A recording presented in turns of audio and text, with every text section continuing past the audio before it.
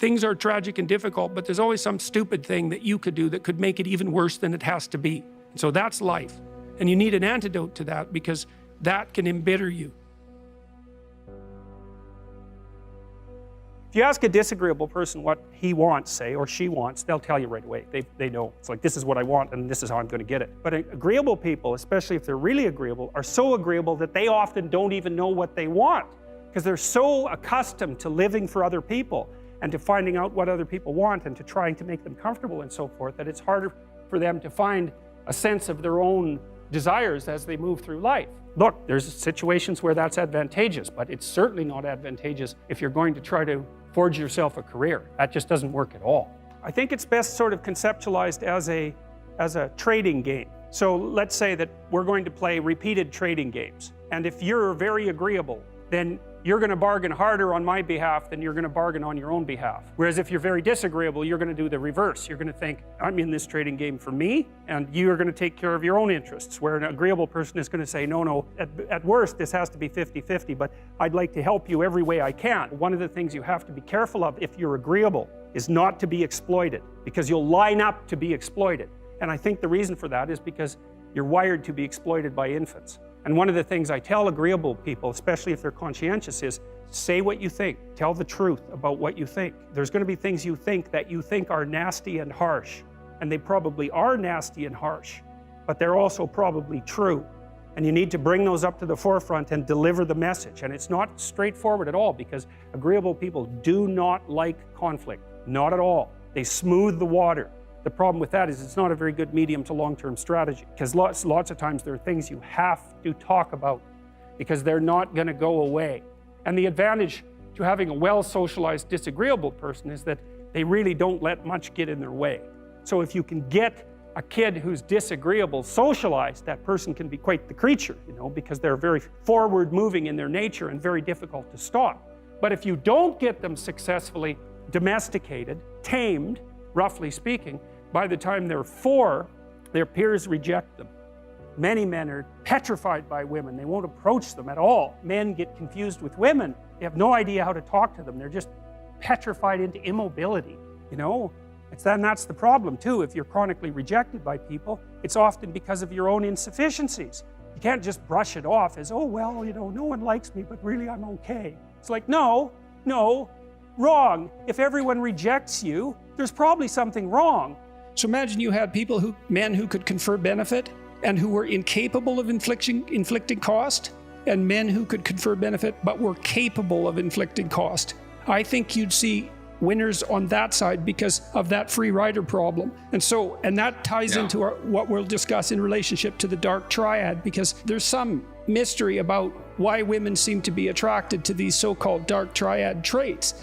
And I would say that they're using them as insufficient markers for the ability to, or the acquisition of status. And narcissists capitalize on that, right? Because a narcissist looks confident. And lots of confident people are competent. But some confident people aren't competent, but they can fool you.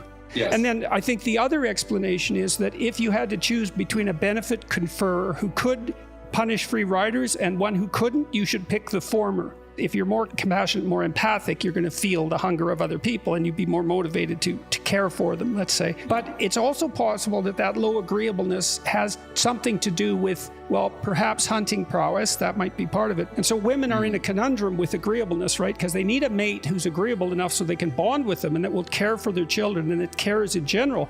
But they need someone who's disagreeable enough so that they're capable, let's say, of dealing with free riders. Women are attracted to some degree to the lower agreeable types, and I think that accounts for the bad boy paradox that you described, at least in part. Compare yourself to who you were yesterday, not to who someone else is today. Because you need to have a hierarchy of improvement. You need to be aiming for something, and that means you're going to be lesser than people who've already attained along that dimension. So say I see somebody in the room here, hypothetically, and I say, oh my gosh, I would love to, have that kind of a life. I'd love to make that kind of money, right? And I compare myself to them, right? I'm saying, oh my gosh, what if one day I can be that person? What if one day I can have that life, right? Well, the first thing I think you need to understand is that these people that you're comparing yourself to, you don't really know very well. And what that means is that you see their shiny outside, but you don't see the reality of their life.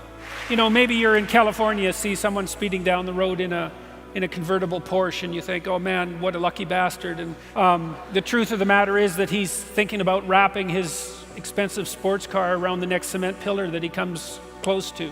You can't tell, and people have hard lives, and even people who are comparatively fortunate have hard lives. And the ideal that you're observing that makes you jealous and resentful is in large part an illusion that's created by your own mind. I can give you just one example. I know a fair number of extremely wealthy people, and most of the people I happen to know are people who've made their money themselves. And I tell you, man, they have a burden of responsibility that would crush me, would crush the typical person. They're just working flat out, like 90 hours a week, and they have thousands of people depending on them. And they have their money, and they have their status, and that's not nothing. But don't be thinking that there isn't a price to be paid for that. They don't see their families, they're often divorced, they don't see their children grow up, and they don't have time off. You have to be careful of what you're jealous of, because you don't really know what it is. And then the other thing that's kind of useful is to understand that you're different from everyone else, and you shouldn't be comparing yourself to them, because they're not like you. They don't have your family, they don't have your temperament, they don't have your troubles, they don't have your abilities. The only person that has those is you. Even if things are going really well for you now, there's going to be a time in the future where things are rough. You're going to be ill, family member's going to be ill, a dream is going to fall apart, you're going to be uncertain about your employment status. Like the flood is coming, right? The apocalypse is coming. It's always the case in life. So the question is, who should you defeat in the final analysis? And the answer is, you should defeat your former self. You should be constantly trying to do that. And you're the right control for yourself too, because you're the one who's had all your advantages and disadvantages. And so if you want to compete fairly with someone, then you should be competing with you. If you're improving yourself, then what you are doing is competing with your lesser self. And then you might also ask, well, what is that lesser self? And that lesser self would be resentful and bitter and aggressive and vengeance-seeking and all of those things that go along with having a negative moral character. And those are things that interfere with your ability to progress as you move forward through life. Could you be slightly better tomorrow than your currently flawed self? And the answer to that is, if you have enough humility to set the bar properly low, then you could be better tomorrow than you are today. And you might say, well, what's the right way of being in the world, if there is such a thing? And it's not acting according to a set of rules. It's attempting continually to transcend the flawed thing that you currently are. And what's so interesting about that is that the meaning in life is to be found in that pursuit. So I've been laying that out in these discussions too, because it's saying, well, the fundamental issue is that life is tragic and difficult, very tragic and difficult for everyone. And it's also tainted by malevolence, because no matter how things are tragic and difficult, but there's always some stupid thing that you could do or someone else could do that could make it even worse than it has to be. And so that's life. And you need an antidote to that, because that can embitter you.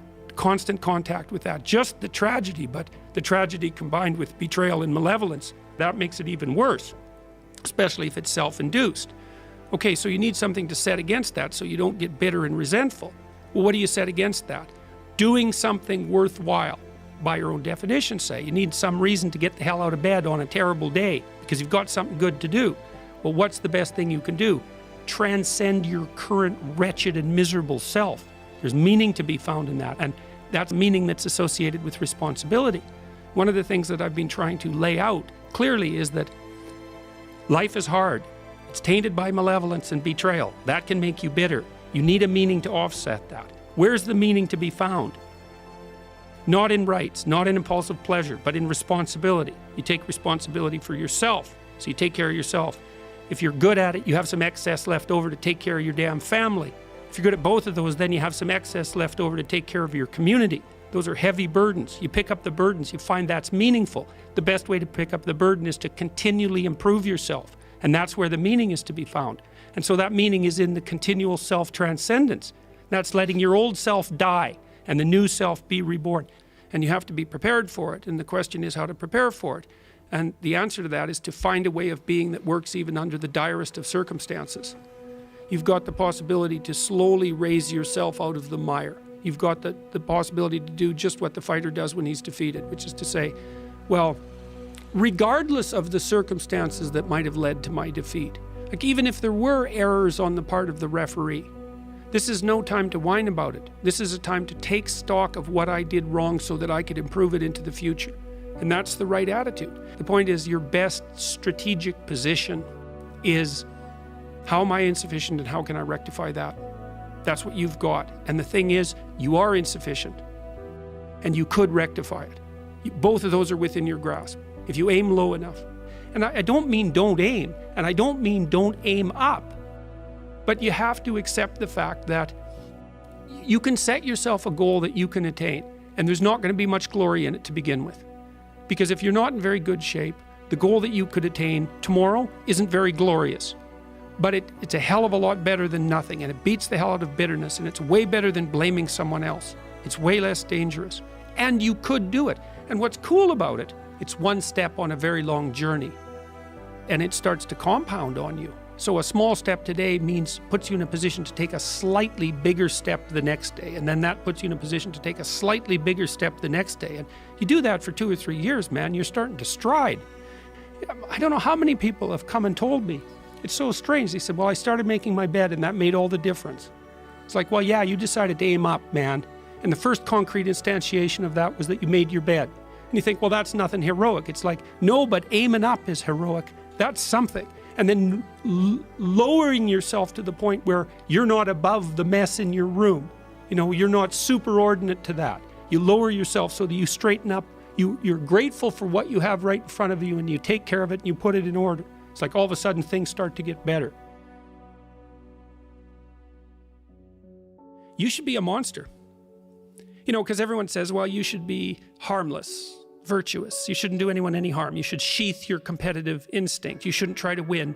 You know, you don't want to be too aggressive. You don't want to be too assertive. You want to take a back seat and all of that. It's like, no. Wrong. You should be a monster, an absolute monster, and then you should learn how to control it. Do you know the expression, it's better to be a warrior in a garden than a gardener in a war? Right, exactly. That's exactly it. Yeah. And that's exactly right. And so when I tell young men that, they think, well, lots of them are competitive. They're low in agreeableness, you know, because that's part of being competitive temperamentally. It's like, is there something wrong with being competitive? There's nothing wrong with it. There's something wrong with cheating. There's something wrong with being a tyrant. There's something wrong with winning unfairly. All of those things are bad.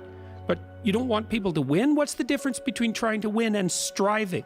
Well, if you're harmless, you're not virtuous. You're just harmless. You're like a rabbit. A rabbit isn't virtuous. It's just can't do anything except get eaten. It's not virtuous. If you're a monster and you don't act monstrously, then you're virtuous. You know, the hero has to be a monster. But a controlled monster. You have to be a bit of a monster so that you can say no. Part of how you regulate your interactions with other people is to negotiate. And you cannot negotiate unless you can say no. You can't do it. And it causes conflict to say no, and if you don't like conflict, which is basically the definition of being agreeable, then you can't tolerate the conflict, and so then you can't negotiate on your own behalf, and so then you keep losing, and you're bullied, and you know, it's not good. Then you get resentful, and it's really not good. So you have to develop your inner monster a little bit. And then that makes you a better person, not a worse person. It's weird, but that's just how it is. So there's this old idea, you know, that you have to rescue your father from the belly of the whale, right? From some monster that's deep in the abyss. You see that in Pinocchio, for example, but it's a very common idea, because imagine that you're like the potential composite of all the ancestral wisdom that's locked inside of you biologically. But that's not going to come out at all unless you stress yourself, unless you challenge yourself. And the bigger the challenge you take on, the more that's going to turn on. And so that as you take on a broader and broader range of challenges and you push yourself harder, then more and more of what you could be turns on, and that's equivalent to transforming yourself into the ancestral father. Because you're like what would you call it? You're the consequence of all these living beings that have come before you. And that's all part of your biological potentiality. And then if you can push yourself, then all of that clicks on. And that turns you into who you could be. That's the re-representation of that positive ancestral father. So that's why you rescue your father from the belly of the beast. Don't sacrifice who you could be for who you are, which means if you have to choose to transform in a positive direction or maintain your current position, then it's better to transform in a positive direction. Who are you? You're the thing that transforms who you are. But on top of that, you're the thing that transforms who you are. You are the thing that is, and you're the thing that becomes. And you should put the thing that becomes at a higher place than the thing that is. That means you also have to allow yourself to shake off those things about you that you might be pathologically attached to, habits and people for that matter, ways of thinking, all of those things. You have to allow yourself to shake those off, and that's more like a burning. Every time you try to learn something, you're going to make a mistake, because what do you know? So you're going to make mistakes. And if the rule is every time you make a mistake, you're going to go jump off the bridge, then that's not a useful problem-solving strategy. And so when you make a mistake, you don't get to beat yourself to death with a club. You've got a problem. Something has objected to you. Then the question is, well, what does that mean? Well, maybe you're not looking at the world right. Maybe your goals are wrong. Maybe you're not acting properly. Allow for the possibility that you have something important to contribute to the world, and that the world would be a lesser place without that contribution. Don't be afraid of taking on responsibility. It's where you find what sustains you in your life. You can take on too much responsibility. You have to be cautious in that regard, but that's a less common problem than not taking on enough. A lot of the things that people regard as traps are actually the means to their life. You know, often people are afraid of commitment, for example, in the context of a romantic relationship, and because they feel that that's going to interfere with their pursuit of something more valuable. But that's just not the case. You're not going to find something more valuable in your life than a committed relationship with someone that you love, that sustains itself across time, and that in all likelihood produces children. That's life. And there may be people for whom avoiding that is the better route, but those people are very rare, and you need a real reason to assume that you're one of those people. And hopefully for you, you're not. So don't be afraid of that, or be afraid of it, but don't let that stop you from pursuing it. What happens when you're socially anxious? You go to a party, your heart's beating. Why? The party is a monster. Why? Because it's judging you. And it's judging you, it's putting you low down the dominance hierarchy, because that's what a negative judgment is. And that interferes with your sexual success. And that means that you're being harshly evaluated by nature itself, right? So you are confronting the dragon of chaos when you go into the social situation. And so what do? You're like this, right? You hunch over, and that's low dominance. I'm no threat. It's like, well, that's not going to get you very far, you know. But that's a logical thing to do in the face of a tyrant. So I'm no threat. You know, you look at the king and you're dead. I'm no threat. I'm hunched over. And then what's happening internally? What are people thinking about me? What are people thinking about me? Am I looking stupid? Am I looking foolish? Geez, I'm awkward. I hate being here. Man, I'm sweating too much. It's all internalized, right? It's all self-focused. The eye isn't working. What do you tell people? Don't stop thinking about yourself, because you can't. It's like, don't think of a white elephant. White elephant, white elephant, white elephant. You can't tell someone to stop thinking about something because they get caught in a loop. What you do with socially anxious people is you say, look at other people. Look at them, right? Why? Because if you look at them, you can tell what they're thinking. And then unless you're terribly socialized, and some people are. Some people have no social skills, and so the reason they can't go to a party is because they don't even know how to introduce themselves. Like no one ever taught them how to behave. And so they're really good candidates for behavior therapy, because you walk them through the process of how you actually manifest the procedures that are associated with social acceptability. But most people aren't like that. They have the ability. So if they're really introverted and high in neuroticism, they can usually talk quite well to someone one-on-one. Why? Because they look at them. Well, if I look at you, it's another thing to do if you're ever speaking to a group of people. Never speak to the group of people.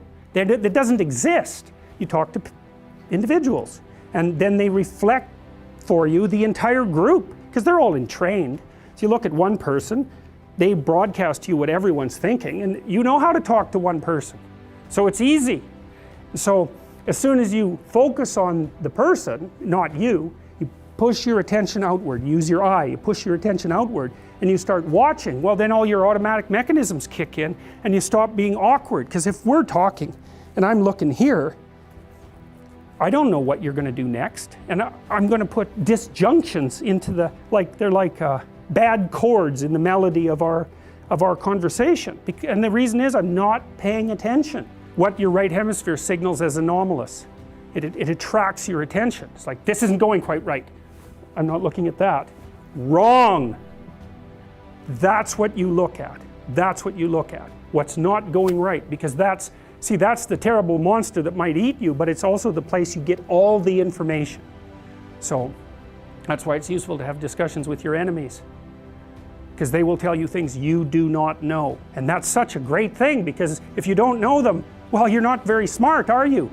You know, there may be a time when you go somewhere that's the thing you need to know. And maybe your enemy will tell you why you're such a fool, you know, and a bunch of other things that aren't true too. But even one thing that's accurate, it's like, yeah, thanks very much, man, maybe I'll do some work on that and I won't have to carry that forward. So, and then that's part of the reason, again, why the terrible predator, it's always the terrible predator that has the gold. It's like, it's the person who delivers the message you do not want to hear. So it's rough, but it doesn't matter. You should really concentrate. There's a section in it that helps you determine what your positive view of your future would be, but another section that helps you determine what would happen in your life if your negative habits got out of control. And I would say it isn't that you're trying to quit porn. It's not the right way to think about it. The right way to think about it is that you're trying to figure out how to have a better life. And so you have to figure out, well, I would say do the future authoring program and keep your porn addiction in mind and think.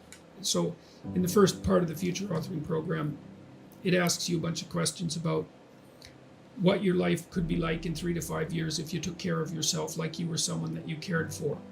Then it asks you questions about your friends and your family and your career and your time outside of work and your health and, you know, the important dimensions of life. And it asks you to spend 20 minutes writing about how good your life could be in 3 to 5 years if you got your act together and did what was good for you. And then it asks you to write about the hell you could be in if you didn't. And so I would say you really need to do that, because porn isn't the issue.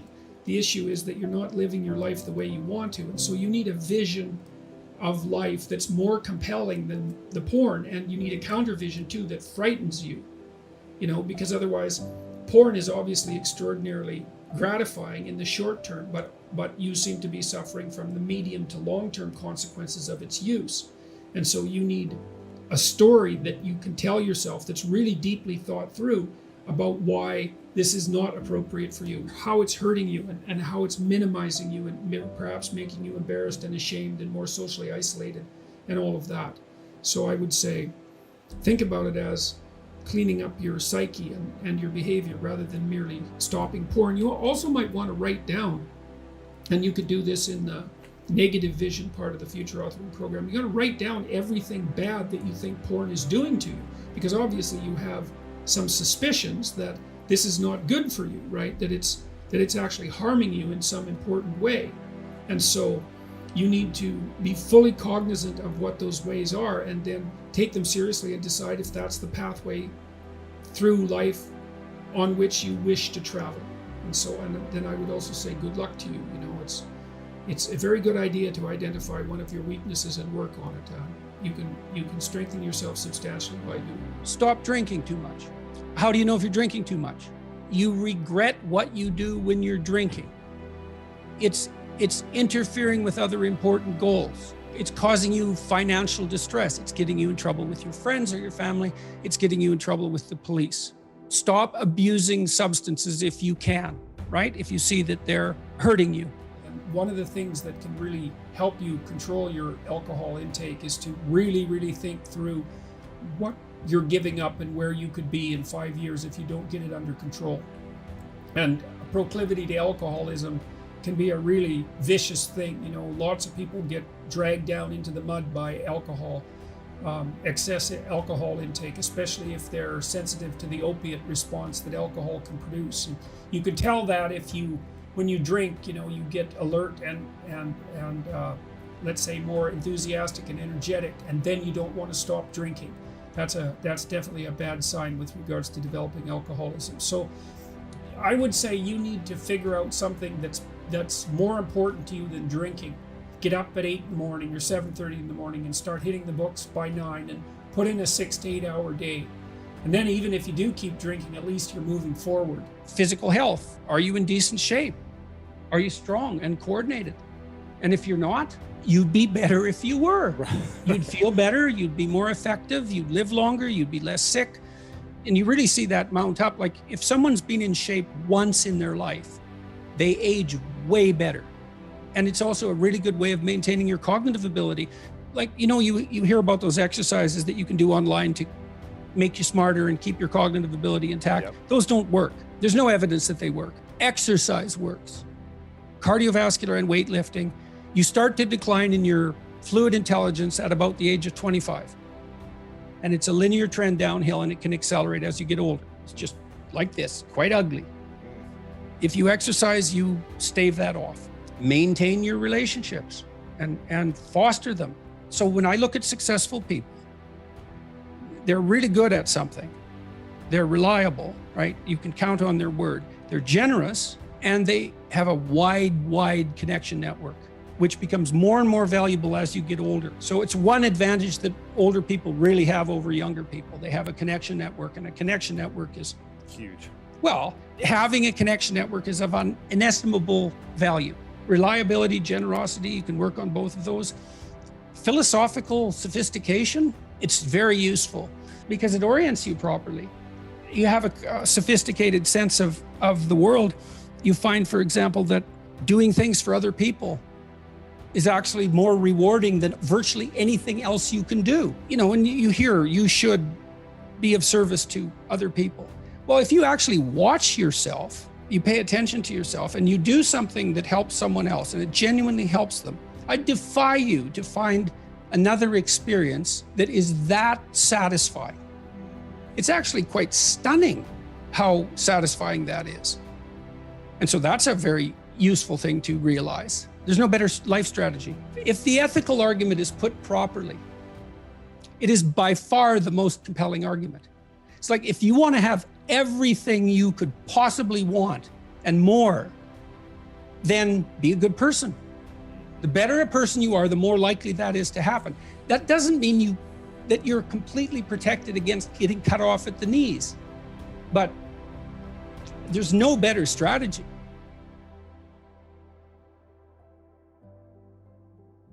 The Greeks had the maxim, know thyself.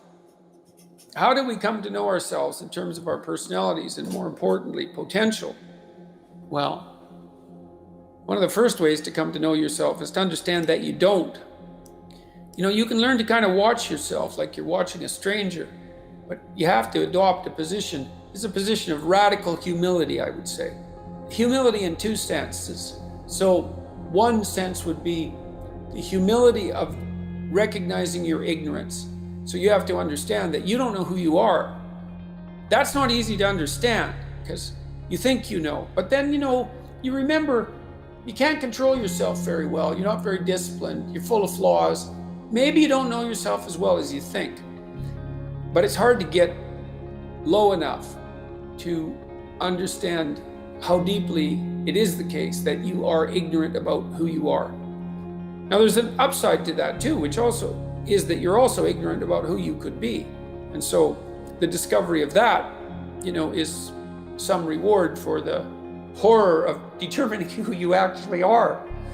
And then I would say, well, then you watch yourself and you attend to your conscience and you watch yourself like you're watching a stranger. You watch what you say and you listen. And you think, well, what sort of person would say that? And how am I reacting emotionally when I'm communicating in that manner? Is that making me feel stronger, weaker? Is it filling me with shame? Is it helping my confidence? Am I laying out a lie? Am I deceiving myself and other people? Am I adopting this personality at parties that is designed to impress and to amuse, and it comes across as nothing but like self-centered narcissism? What are my dark fantasies? What are my aggressive fantasies? What is it that I'm willing to do? What am I interested in so that I'll spontaneously pursue it? What do I procrastinate about and why? What am I unwilling to do? What do I think is good?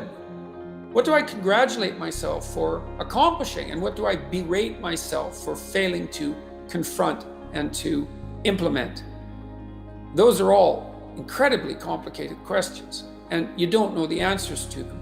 So that's the start. And then in terms of potential, well, you'll discover a little bit more about your potential as you discover who you are, especially the darker parts of yourself, because then you discover your potential for mayhem. There's some real utility in that. It's actually something that strengthens you, because the first thing that a realization like that can in fact produce is the ambition to incorporate that dangerousness into a higher order personality. And that can make you implacable. That can make you someone who can say no when you need to say no. That can make you someone who won't avoid necessary conflict. And so that's unbelievably useful. And so that's one of the potentials that you might discover. When you're 25, you can be an idiot. It's no problem. Even when you're out in a job search, it's like, well, you don't have any experience and you're kind of clueless. It's yeah, you're young, it's no problem. That's what young people are like, but they're full of potential. Okay, well, now you're the same person at 30. It's like people aren't so thrilled about you at that point. It's like, what the hell have you been doing for the last 10 years? Well, I'm just as clueless as I was when I was 22. It's, yeah, but you're not 22. You're an old infant, right? And that's an ugly thing, an old infant. Life is suffering. Right, indisputable. What do you do about that? You voluntarily accept it and then strive to overcome the suffering that's a consequence of that. And you do that for you, and you do that in a way that makes it better for other people. And then that works. And one question might be, well, how well does it work? And the answer is, the only way that you can find out is by trying it. That's it. That's the existential element of it. The proof is to be derived by the incarnation of the attitude in your own life. No one can tell you how it will work for you. It's the thing that your destiny is to discover that. And you have to make the decisions to begin with. It's like, because you can't do this without commitment. You have to commit to it first. That's the act of faith that Kierkegaard was so insistent upon. You have to say, I'm going to act as if being is good. I'm going to act as if truth is the pathway to enlightenment.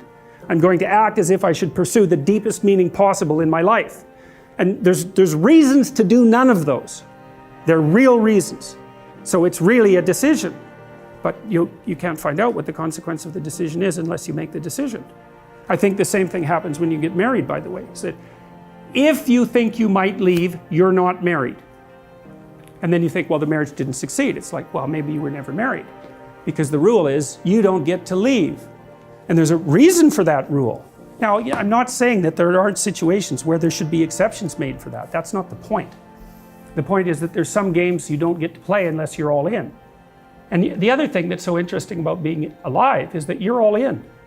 No matter what you do, you're all in. I think you might as well play the most magnificent game you can while you're waiting. Because do you have anything better to do? Really? Why not pick the best thing possible that you could do?